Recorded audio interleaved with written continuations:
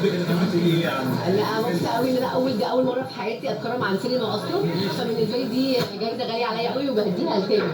اوكي وانا فخوره جدا بيها، وانا كنت متاكده ان هي كانت هتتكرم لان هي تعبت قوي قوي قوي في الفيلم ده. سؤال بيتسال سؤال بيتسال حد ممكن تكون عملته في السنه عند نفس الراجل سوري.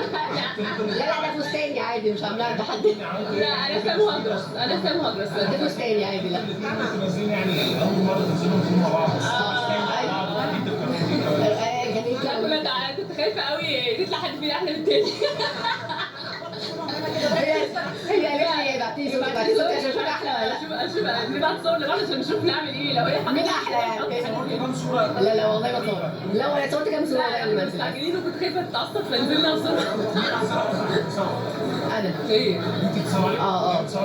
لا بصورها والله. بصورها. سوري. نفسي والله نفسي والله انا كمان نفسي قوي.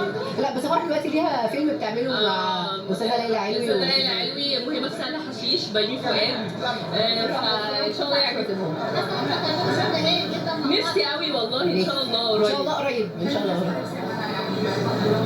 احنا خلصنا الفيلم الحمد لله، هو في مرحله المونتاج وسعيده جدا ان انا بتعامل مع احمد للمره الثانيه بعد الواد سيد الشحات. انا اقول لها يعني ربنا يقويكي، كلنا بنموت فيكي، الوطن العربي كله بيموت فيكي.